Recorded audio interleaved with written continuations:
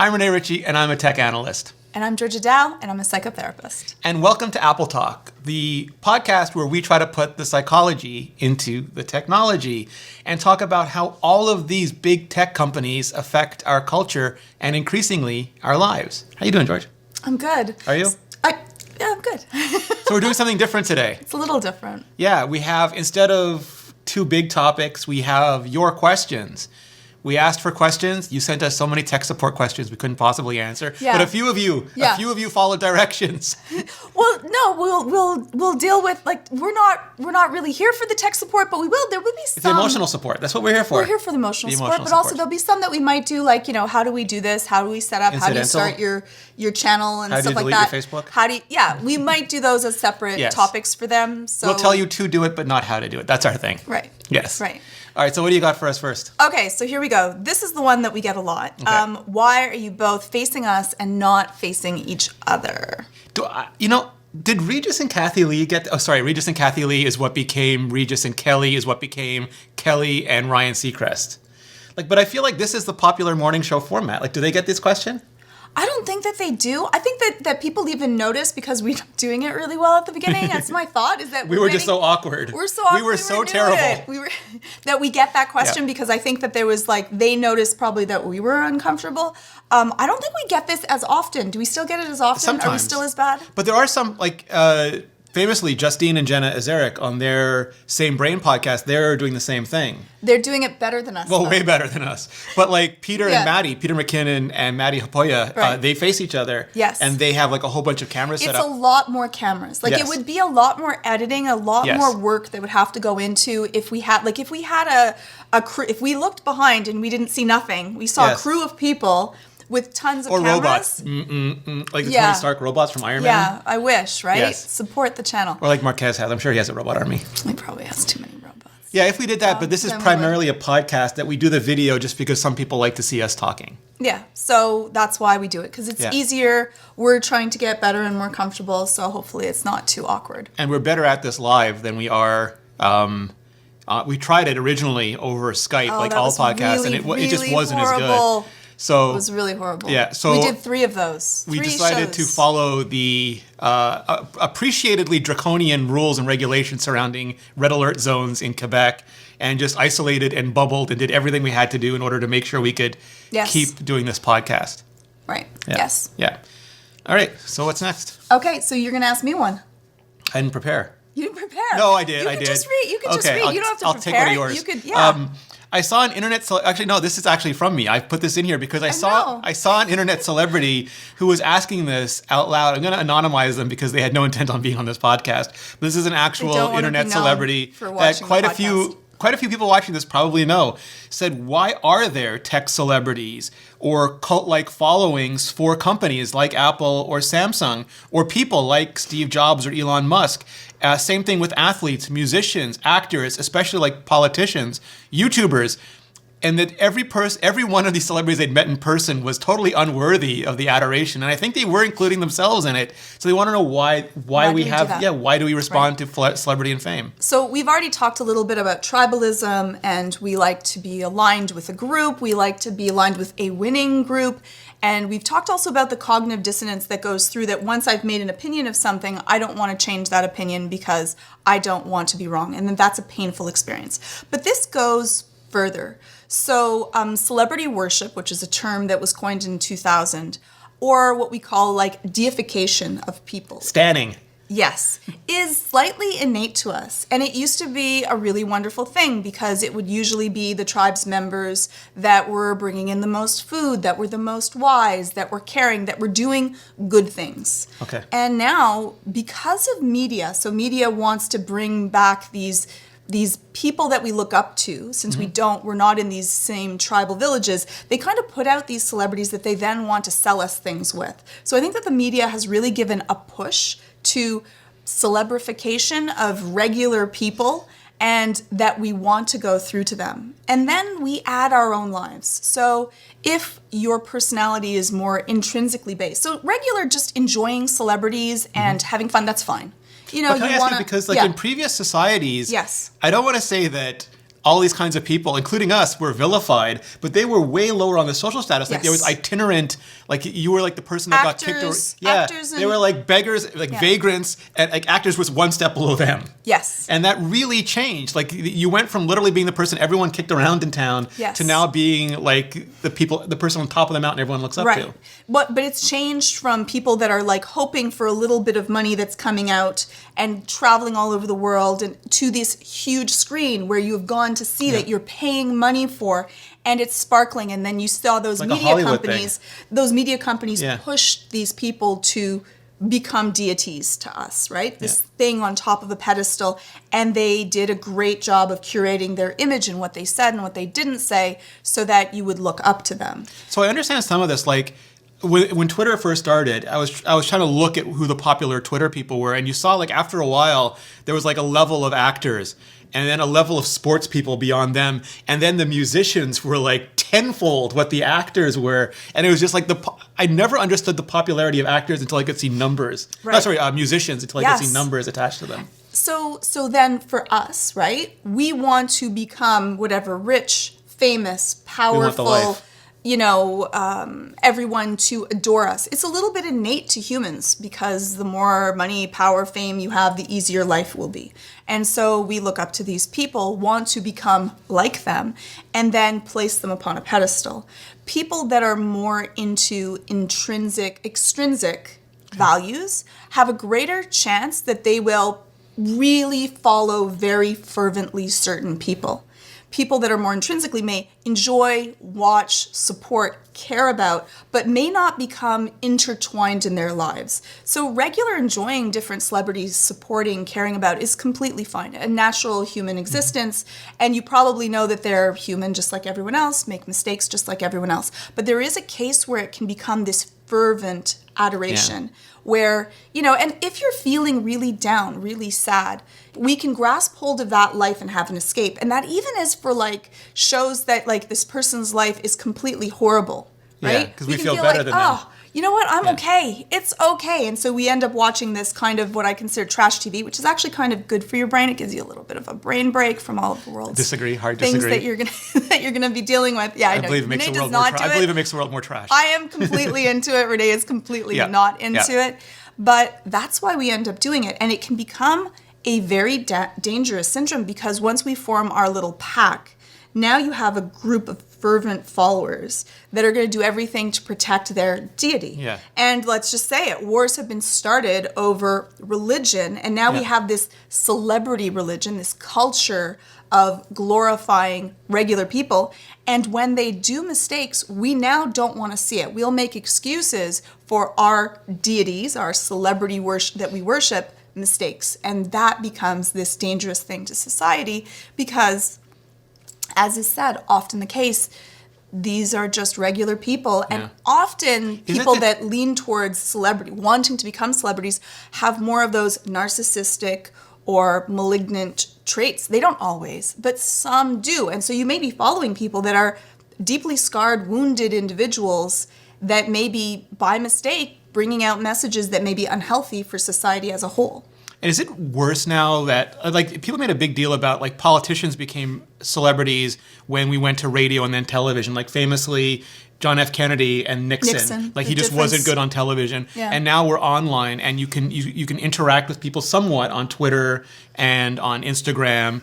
And, part of me really wonders what Steve Jobs would have been like in the age of Twitter. Like, would he have stayed away from it? Or would he be out there tweeting, "You're holding it wrong"? Because, like, Elon Musk, brilliant futurist and product person.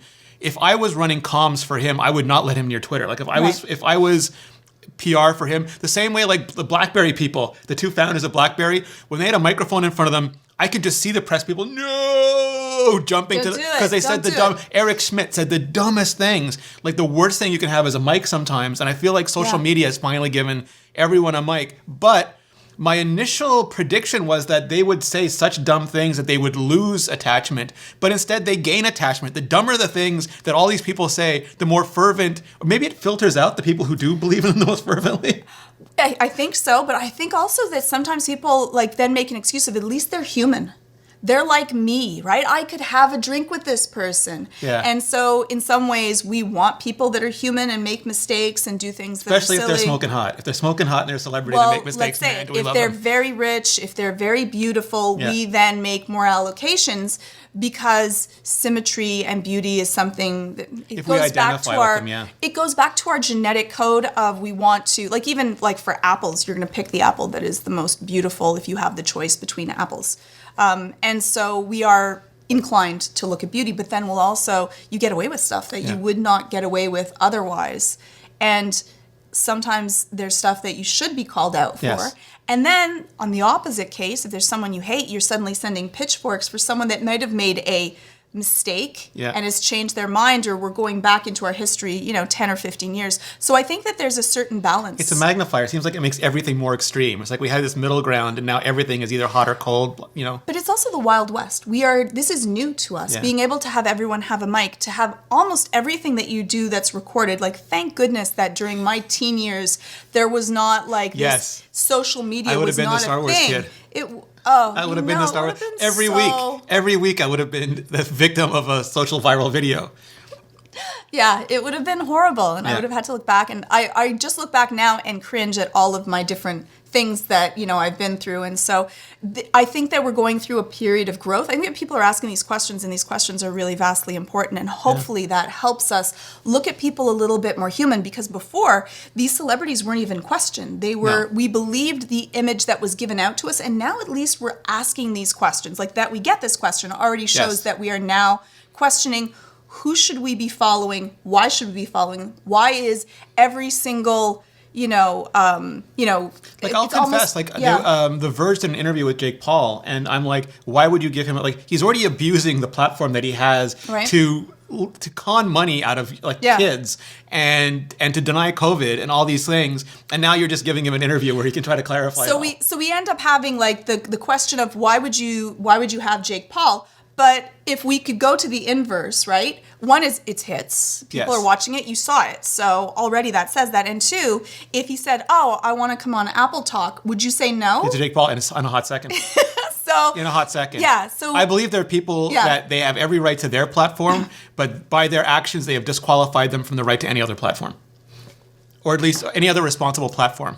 Yeah. But, okay, so I'm the opposite of Joe Rogan, and I'm super happy about that. Fair. All right. Fair. So talking about cringe. Oh, God. Okay. I can feel it coming. So a question we've had a few is, why do we use those cringy thumbnails with us showing all Yeah. Ooh, I don't know. I'm sure they'll just be naturally happening. And why do we ask people to subscribe?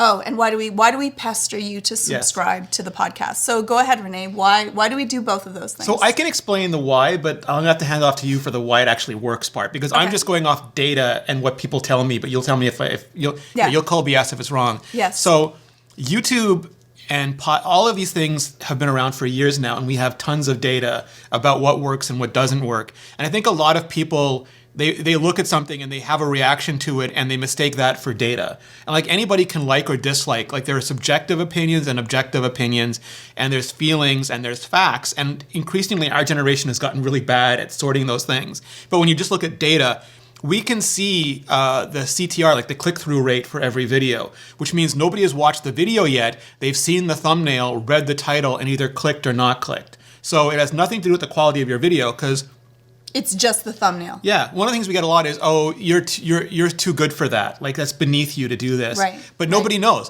Nobody knows what the video is. They don't know if it's good or bad until they click on it. Yes. And a couple of things have really shone through, and you can see this from everything from the videos we do to giant tech channels like Linus Tech Tips to the biggest channels in the world, which are PewDiePie and Mr. Beast, who has that kind of thumbnail all the time. It's that people react to other people and they react to strong emotion because they're driven by curiosity and by the desire to feel something. Right. And so when you're presenting, if I'm looking at an iPhone going, they're like, what's causing that? Yes. Whereas if it was just an iPhone, it's the 30th picture of an iPhone in a thumbnail. Yes. And they don't care. Yeah. And so the end is that so the worst thing for a YouTube thumbnail or for art or for music is to feel nothing. Yeah.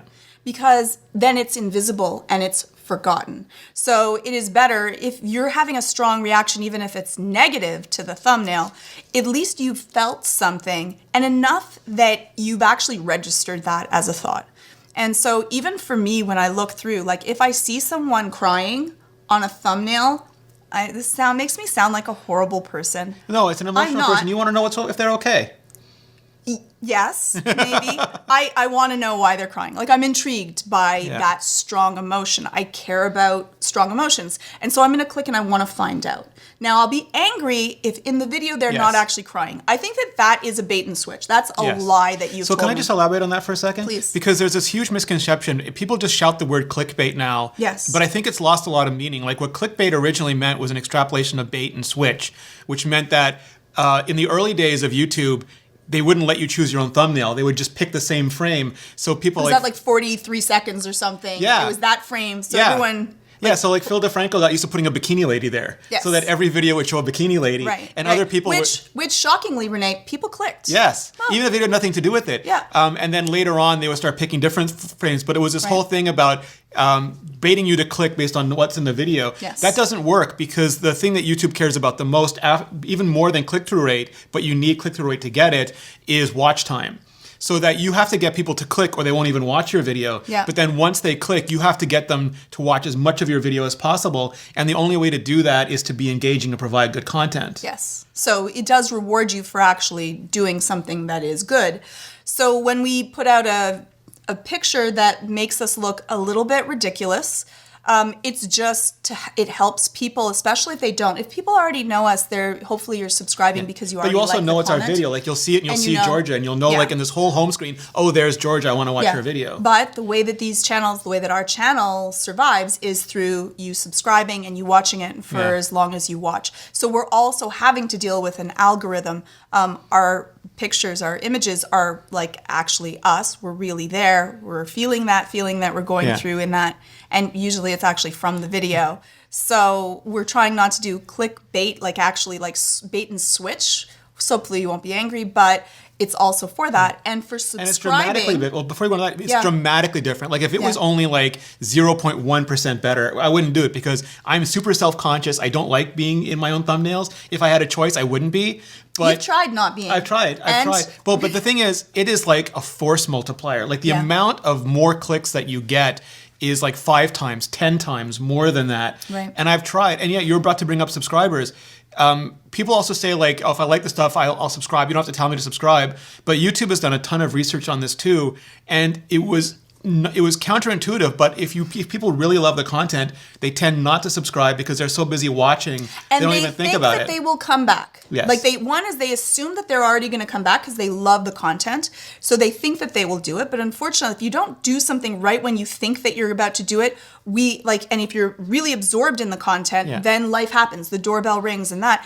And if we don't have subscribers, then our rank just goes down, and that deals with advertising and everything else of keeping a channel alive. Yeah. So that reminder and a heartfelt message to it of understanding why that actually matters so much to a channel. It hugely matters to a channel. And I'm not a strong subscriber to channels. So That's why I keep reminding you. Exactly. I hit unsubscribe to all. But it's also like I called you a couple weeks ago because I was like, Georgia, I don't know what's happening. All of a sudden, my channel is like dying. I'm getting almost no views and I'm getting almost no subscribers, and I don't know what I did wrong. And you're like, Rene, stop looking at the numbers which we can get into in a different show. Yeah.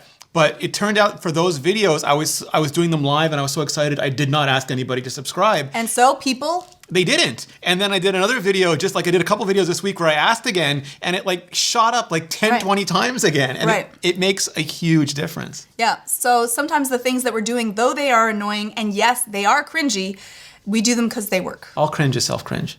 Yeah. Well, the thing is, like, let's say you have a favorite coffee shop that's on Main Street and has a big neon sign saying great coffee or something. If you go to a YouTuber and you say, don't make like interesting, intriguing, compelling titles or thumbnails, you're basically going to that coffee shop you love and saying, why are you on Main Street? You're too good for this. Why do you have a big neon sign up? Take that sign down and move to behind the farm on the third exit. Though I do understand when people are saying that because. But I'm giving them an equivalent so they can understand our position better. Yes, you're telling us not to show people that we're there. But I would say that they're also saying in their defense, in your defense, don't defend if you were them. yes, no, in their defense is that like we're not okay. I'm just gonna say it. Hopefully this is true. We're not really that cringy when we do the show, and we're so super for us cringy. to so when they see us doing silly faces, But they're a coffee like, shop is not cringy either. That's why I'm making that equivalence. fair, but they're not putting out a coffee that's being poured over a cat You're that's the one then who bought the slipping poop on coffee. it. I did. I'm totally. I'm the one that will watch trash TV. Oh, I have another one for that. Oh, God. Oh, I have something that's really good, and I forgot to There's say it. another In question, 2 Georgia. shows. In 2 shows, it's gonna be so exciting. I'm not even gonna tell you. It's gonna be surprised upon you. You're gonna love and hate me so much in 2 shows. Okay, sorry. I just remembered it. Happiness came over me. All right. Jonathan Blade wants to know, how do you manage screen addiction when, as the technology improves, there's increasingly less friction in accessing information and entertainment through a screen than there is in the physical world? The real world isn't seamless, but modern interfaces pushed through devices with sky-high overhead are nearly seamless. And he points this out, and this is really true, especially now in the age of COVID, where we don't have a lot of other things to do. Yeah, it becomes really difficult, right? Because like this is our outreach to the outside world. And so even so I deal a lot with screen addiction, especially with teens and with parents that are helping to manage their kids. Now you can't take your technology away from your children right now because if you're watching this later after COVID has passed, but this is during the time if we're dealing with a pandemic. So for schooling and access to friends, that is for some people, especially if you're in red zones, that is the only way that you can access it. So there is zero chance that you are going to be able to take technology away from children effectively. And or adults. or adults, right? This is our outreach. And for some people, especially if you're living alone, this becomes very difficult. 2, dealing with social media, you get that dopamine hit, right? This is our part of our brain that feels really good when someone's saying, hey, I really liked what you wrote there. I appreciate this. And we have this engaging, discussion. Or you argue on the internet just for some sort of human interaction. Anything. A lot of I think trolling you are is wrong also on the internet. But trolling is also increased because if you're feeling angst, if you're feeling depressed, you feel nothing. So a true deep depression is really muted, no feelings. It's even feeling bad is a benefit. And so that feeling of trolling and getting into fights is something. Yes. And you're just desperate for interaction, something, having purpose, having meaning. And so it serves, even though people are like, oh, internet trolls. No, like I understand that. I can understand how wanting any interaction is better than none, and entertaining interaction, because if you're doing that, you're finding this probably entertaining and fun. It serves a benefit. It makes sense. You can understand it. Yeah. And so it becomes really difficult of how do you manage that? It would be by supplanting that time with other things that you're going to do. And so really, if your phone beeps and buzzes and your computer beeps and buzzes, you want, when you are not working, to be able to take time to shut that down. And then take up a hobby or other activity that gives you some dopamine. So things that give you dopamine are things that you would create, make, enjoy, laughter, fun. So exercising, painting, knitting, and creating something, even if it is just taking a drawer out and reorganizing it and putting it back, that gives you some dopamine. You're talking about making a puppet theater, aren't you? No, but I love puppets. I would love that. We have to do a puppet episode. Oh, now Just we so can that do our puppet episode. Just so that they can host. I would no, we should have a little puppet Georgia and a puppet Rene, and we do them as puppets. I would be like Angel. Now they've got my nose. One episode. I want a puppet. I've always wanted a puppet episode. We've never gotten a puppet episode. I thought about it the Dieter entire... got a puppet episode, and we did. Did he? Yes. Did he? Derek made him a Dieter puppet. No, did he really? Yeah. I am so angry. I know. Derek never made me a Dieter puppet. No, he never made me a puppet. Never mind. Stop puppeting. Why? He just doesn't love us as know. much. Okay, we'll deal with that later. We'll deal with you later, Derek. So, yeah, Derek. Oh, I thought Derek loved us. Not okay. So, anyways, besides that, if you want to change the activity, do other things that you can have, some sort of feeling of enjoyment with. And you need to shut down technology because if it calls to you, right? Yeah. That part of our brain that deals with addiction, it will actually have it calling to us. And the cost of it is that if you spend so much time on social media, is that the other parts of your brain, those neurons, start to prune themselves. So the parts of our brain that deals with reading people's behaviors, feeling okay doing nothing. Boredom is actually a skill. Yes. Those all prune themselves. Our But this brains is so become instant more efficient. and so high reward that it's just so easy. It's so much harder, yeah. Yeah. Like just being there in the silence feels dreadful, and then you could just pick up Twitter and you don't have to do anything but scroll, but doom scroll. Or TikTok. It's all playing for you. You really have to do nothing. Yes. It just and auto it's plays. constant, like everything is firing all at once. Yes. Yeah. But the thing is that when you go from something that's so high, right? It's the same thing with video games. You're on such a high, I'm a god, right? And if people are loving my videos, you get that high. Yes. They loved it. Like you get that high, and then real life starts to pale in comparison. That's why you never get off. Exactly. Yeah. And that becomes really difficult. So if, like for people that actually go through an internet addiction, I have them, go through like dry times where they are not supposed to do it for a period. And we grow from those periods of time. And it's very discomforting during those times because you're going through withdrawal. Your brain is literally going through withdrawal. But then you reset the threshold of what is normal behavior for you. It's like going off sugar, which was horrible. I've been off of sugar. It was a very difficult thing. All the cookies talked to me. They did. Well, I'm not scrolling Twitter while doing this podcast. I feel like that's an achievement. It is. And just like putting our phones down and not having them buzz and beep constantly is well, I have all my notifications turned off. The only thing I leave on is messages for like my family and you and Anthony and those people. Yeah. So that if there's an emergency, they can get through to me. But everything else is turned off because I want this, like I open my phone often enough that I'll see anything that I need to see. Right. But I always want the feeling that I own you, you don't own me. Exactly. You want to be able to be the one that controls the time in which you do it instead of feeling like I am now beholden to my phone. The phone is the boss. I'm the Wookiee. The phone is not the Wookiee. I'm the Wookiee. Right. Let the Wookiee win. So Donald Hawk asks, I distinctly know that I'm not happy unless I have the latest device, whether it's an iPhone 12, the M1 Mac, even the last generation of products that meet my needs. I order and cancel several times as I wrestle with the reason, but eventually I relent to buying. And someone else, Bart, asks, how does acquiring new things always win over the desire to have things stable in our lives? Change versus status quo. Yeah, well, we've talked about this before, that humans both hate being bored and hate change. But I think this is a deeper thing. I think this goes back to what you were saying before about like there's this constant presence in the media, in YouTube, on social networks, about everyone getting the latest things.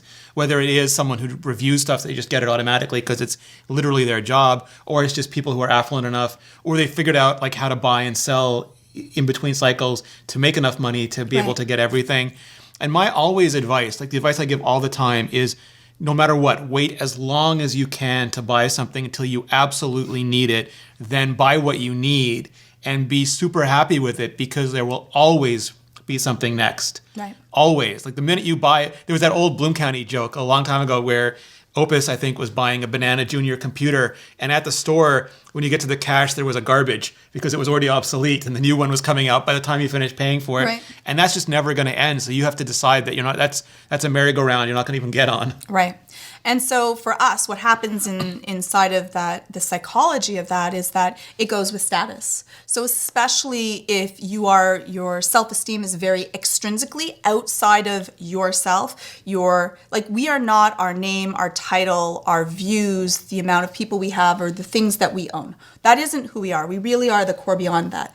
But our society is built upon consumerism, that if we don't purchase things, there was a famous study, I think it was Margaret Mead, but anyways, an anthropologist studied, and when you're talking about cultural anthropology, they looked at what were the effects of it. And it was a culture where every birthday you give away all of your things to the rest of society, the people that were around you.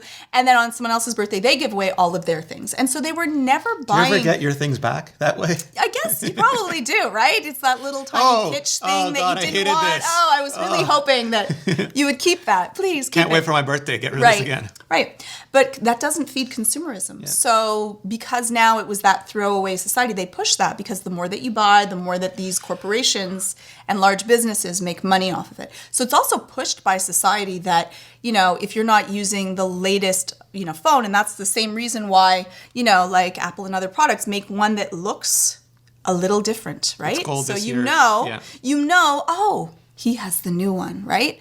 And they ensure that. But I want them to know I have the new one. That's how Exactly. Wicked flex. Exactly. So that means that you are better than other people. Yes. And we want that. We want that feeling of this makes me better. But it's what you were talking about earlier with the, the same thing with you get that hit from having these, people get shopping. Yeah. Like right now it's Black Friday as we're recording this. Yes. And if you get the newest thing, that makes that increases your status because you can afford to be able to do that. But there's also like a hit when you buy something. You get like a little bit of pleasure. You get a bit of dopamine. Yeah. So whenever I feel, if I'm like, ooh, I'm feeling a little bit sad and not good, I catch myself online shopping. I do. And I'm like, do I need this or am I wanting that dopamine hit of finding, like if I'm I don't even need it. I'm now searching for something to give me that dopamine hit, which just for a trick, put it into your wish list and don't purchase it. That'll give you a little bit of dopamine. And the hope that someone will buy it for you. The hope. The hope. But also you may not actually need it because remember that you're going to have, this is going to be shiny and new for a period of time and then you're going to go back to whatever status quo it is. And you end up in this endless cycle of wanting that, feeling better. It doesn't last long and then you feel worse and then you want something that feels better. And it's not actually fixing the problem of why am I not feeling that good? Exercise, though more difficult than surfing on Amazon for whatever area you want to surf on, is a much better way of getting Plus you'll end up looking like one of those celebrities that get away with everything. That's true. Yeah. Or at least feeling that way. Yeah. Which, that's fine. It's all the same. All right, Georgia. Robert Fairbairn asks, I am totally torn about Google. I have both a free Gmail account and I'm currently using Google for my business email. We play with Google devices, Chromecasts, the Google Home Hub, and pre-Google. We still have some Nest stuff like the doorbell, but now it all feels so creepy. So slowly working to migrate off of Google. Is he worried for no reason? He still wants a security system, but maybe something with local storage. So I guess the gist of this is it okay to find Google creepy, and should you do something about it if you do?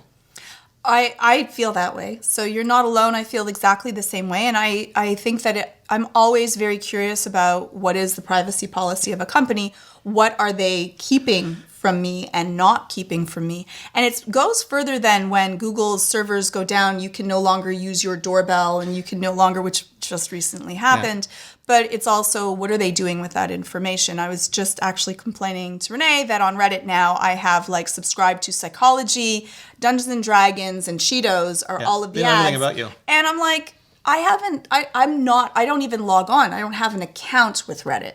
So I don't even sign in. Yet they definitely know that it's me. At first I thought, is everyone getting Psychology? And then I'm like, oh no, this is naive. No, this is just me because they're reading my search history or my keystroking, whatever I'm doing, and they know it. Yeah. And so, I think that we should be careful of it. And I think that we need to make a stand with our checkbook by and for Google, even though you're not paying for it, you are paying for it. You're paying for it with your information. Yep. So by using even less of Google's products, the ones that you can live without, we decided not to go with Nest because of that, not to go with the Ring because even though we loved it, it was wonderful when we did have it. But then when they were acquired by Google, we were like, that's the other fear is it's hard to buy independent things because you always worry they're going to be bought by Facebook or Google. Or Apple will just kill them. One of those things will happen to the thing that you love. Yeah, and which does happen. And then the privacy policy that you may have loved then suddenly becomes changed and it's retroactive. Well, like we talked about on a previous episode, we got the Oculus stuff and they said, Facebook said they would never change the login and now they've changed the login. Yes. So you can't believe them. No. I always get in trouble when I say this, but I feel like with Apple and some companies, it's like going on a date Dutch. You both pay for your meal and then whatever happens, happens. But when you go with Google or Facebook, they buy you this massive lobster dinner and then just leer at you across the table the whole time. Right. And some people are fine with that because they feel like, hey, free lobster dinner. Yeah, and other people are like, oh my God, stop looking at me that way. No lobster in the world is worth this. Right. And both reactions are personal and based on you and are totally legitimate. You've got to find your comfort level. And again, if money is an issue, if you're struggling at home, free is better than something that's going to put you out money that could then go to food. Well, your husband said, we're all data rich. We all have everyone has a different amount of money, but we're all data billionaires because they will literally pay billions of dollars for all of our data. Yes, and that makes it a really difficult discussion, and that's why we need regulations that are in place to make sure that we are protected and that companies do not overly leer at us and then creepily send all of our information to everyone else. So I have to cheat, Georgia, and break the order here because this question is so specific to how brain chemistry works that I could lie. I could lie and answer it. I would be intrigued. But I'm going to ask it to you anyway. This is from Stephen Kaplan. What sort of neuroanatomical changes are happening in the brain with the use of an iPhone and the apps within it? What sort of conditioning is happening at the neuronal level? How is it going to affect our children? Is AI going to cause people to lose critical thinking skills? And does all this technology change how kids learn the fundamentals of social engagement? Will every child today need to be on social media, and at what age? Okay, so that's probably a whole thesis. I'm not a neuropsychologist, so I'll kind of go through the pieces to it. And you've not played one on TV? No, okay. Not yet. But it is a really big difference. I don't think that it is as great of a difference we're going to have to, I don't think that children are going to stop critical thinking if they are taught how to critically think. So even if they consume a lot of media, and they've done studies, this was with TV, which was, they went through the same thing with music, and rock and roll is going to ruin people's lives, and they did that with TV, and TV is going to ruin people's, and there are effects to that. Our society has changed. So we know that there are changes in place, but we also know that as long as you are taught critical thinking and to be able to understand what are the tricks and tips that advertisers use in order to hook us and to be able to manipulate the way that we see things, then even if you consume that, you're consuming it with a critical thought. And so as long as you teach your children to think critically and question what they are consuming, then it is not that great of an effect. If you are there and you know what they're consuming and you can have that dialogue with them real time, even better. And so that's really important for critical thinking. It is a trained skill, and as long as you train your children, they'll actually enjoy the process of being able to problem solve. Why did they say this? And to have those discussions of, what do you think this article that said that, 10 foods that could kill you, what are the pieces to that? Could. Well, that means they may not kill us either. Oh, okay, now you're looking at this article a little differently, right? And they tried to kind of slip that past just so that you click the link for the same reasons that we discussed earlier. Yes. Now, dealing with the brain and the different areas that deal with it, it's the same areas of the brain that deal with addiction as everything else. And the problem with an addiction is that you're spending so much time training in one area that your neurons are pruning in other areas. Your brain wants to become more streamlined. And so the areas that you are practicing become stronger. And if your addiction center is stronger, you're actually increasing your chances of becoming addicted to anything similar to that. Is that one of those malignant neural pathways that I keep hearing about? I don't like the word.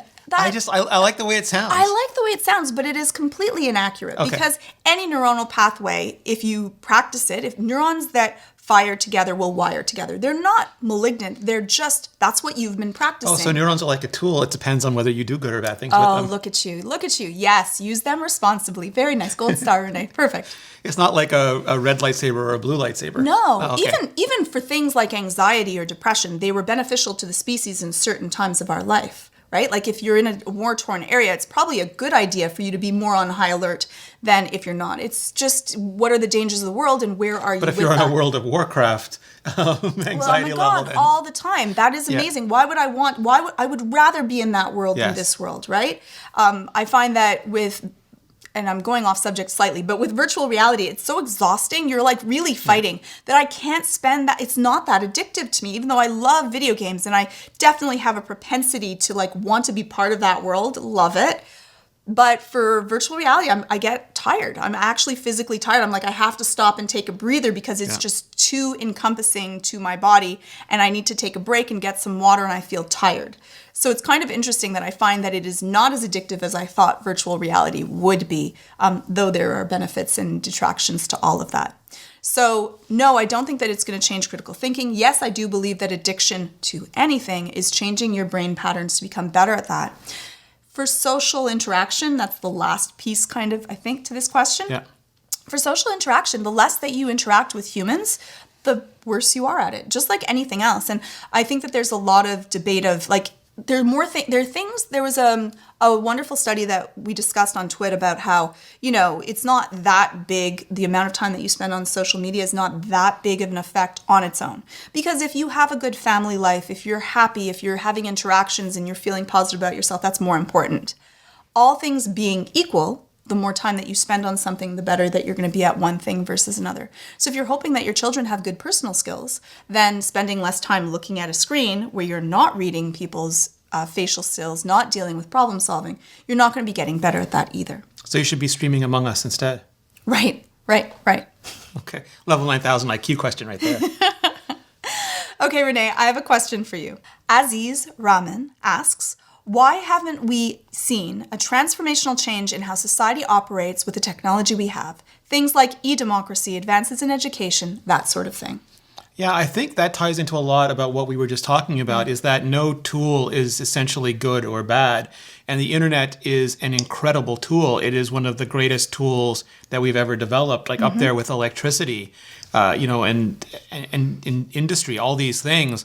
But they also, every time we invent them, we think that they are going to lead to incredible benefits to society. And they do, but they also lead to incredible challenges and horrors in society as well. Like when we went to agriculture, it destroyed a lot of things. When we went to industry, it destroyed a lot of things, both in terms of just, like child labor, but also breaking families apart, people moving to cities, changing how things were done, pollution, all of that. And societally, it destroyed our villages and made us all sort of live very different, lonely lives. And now we have the information age where it's the same thing. We have now these virtual villages, and we have the ability to connect over continents.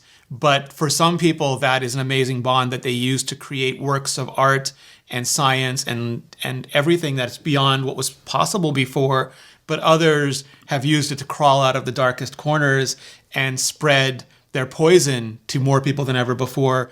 But also, we've lost that face-to-face thing where, there are certain things I just would never say to your face, but if you're just another anonymous user on the other side of the internet, my barrier to horrible communications is completely down, right. And I will say whatever pops into my dumb mind without even thinking about it. Or purposely, right? Yeah. You no longer have you're not an entity to that. Yes. And whenever we have like I used to reply back to no really agency horrible, and no fear. And I would write back, and people were like, "I'm so sorry, I had a really rough day. I apologize." And you humanized yourself. And some of the people that were the best fervent followers after were the people that were actually really mean and cruel at the beginning of when I started. You flipped online. their loyalty bit. Well, also I think that they saw me as human, and it became something different, and I cared about what they were going through. I think that there have also been some difference. I think that the pandemic has actually caused some things to become better in the dealing with technology and the way that we interact, in that now those schools, like if you were sick, you could not attend a class. You were really just missing out on it. And now that we're working on making sure that people have technology and schools are trying to give out technology so that everyone has it, that digital divide, as some people are able to access the internet and some people aren't. This is not something that could become good, and I think it's going to be a huge change. People working from home, being able to work remotely, having more flexibility, and the manner in which we produce things is different. And so even though change is hard, sometimes it takes horrible things happening to create a bump. Like, we don't evolve in like small incremental changes. It's kind of like it's huge change. It's something catastrophic happens. There's a whole bunch of change, and then we stagnate and we just kind of stay that way until something big makes a huge environmental change.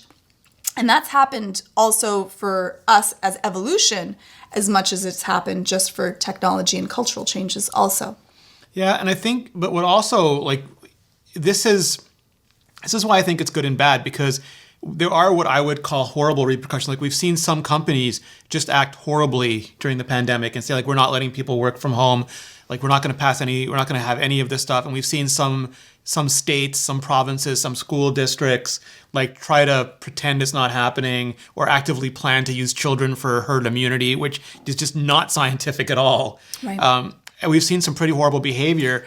And in some cases, I could say at least we learned from that, but we don't, because there's still those people we talked about previously who have high affinity for it, who'll say, like, oh, all of this isn't real. And even when, like, the crazed demagogue, school board that wants to do this, when they catch it, because of course I forget what it was, but it was this news item about a bunch of people going to some sporting event, and they said, yeah, it's safe, we'll test people, beforehand. And then they all caught it on the way there. Like, and of course they did. And we don't learn from it. Like, they still have the same attitude as they did when it happened before. And I think that's the part that's hard to process. Yeah, and I think that change is hard. Like, people to be able to admit our faults is really difficult, and we haven't gotten, that hasn't been a cultural a characteristic that we've really pushed, is accepting responsibility. I think that we as a culture, all of us have gotten worse at accepting responsibility. And then the people that do accept responsibility take a huge hit for it, which then makes other people say, well, then why am I going to do it if this person that said, you know what, I'm so sorry, I'm wrong, then gets completely attacked for being able to admit that they've changed their opinion and they've dealt with it. And people that will hold the line even in face of all of the other truths do not. And so I think that our own radical responsibility that we need to take as humans, but also as a culture and as groups, needs to have an effectively change in our culture. I think Wikipedia is a great example of this. Like, we have the potential to have the beginnings of the Star Trek computer, like a shared location for all earthly knowledge. Yes. And everyone could contribute towards making that the best resource ever. But then you might have a comedian go in and say, you know, elephants are extinct. And yet, but, you know, a lot of people will have those similar instincts. And then you'll have someone who go, elephants were always a hoax. And someone else will say, why are you censoring the comedian? He should be allowed to do this, even if it's at a detriment to the knowledge that the world is trying to accumulate. And then you'll have someone else who's like, why are you denying that that the elephant hoax exists? You know, and it's sort of that rat hole that takes this glorious ideal of what the internet could provide and brings it crashing back down to the reality that we sometimes have technologies that we're not specially mature enough to take full advantage of yet. Not yet. We're still working towards it, though. I believe. Every day. I believe. We're laying those golden paths, climbing those golden mountains. All of us. All right, so that is the end of our first Q&A episode. Please let us know what you think. We're considering doing this every month or every 2 months, something like that. We'll see how many people like to watch them. Yeah. Let us know. Absolutely. Let us know in the comments. Let us know on social. And if you haven't already, absolutely, please do subscribe. Please leave a review. Please leave a rating. It really does I was going to call it iTunes because I'm so set in my ways. It really does let Apple Podcasts. And it was so sweet. We had so many beautiful comments. I apologize for not rewarding by replying, but we had such beautiful comments to the last show. So thank you so much for doing that. I read them all, and I will reply, but life has gotten busy. But thank you so much for that. It means a lot. And if you want to get in touch with us directly, Georgia, where can they go? You can check me out you can just send me an email. It's at georgia@westmounttherapy.com. On Twitter, I'm at Georgia_Dow. And if you're dealing with anxiety or depression, you can check out anxiety-videos.com. And you can find me at Rene Ritchie on pretty much everything. YouTube.com/Rene Ritchie, Instagram.com/Rene Ritchie, because I still haven't quit that.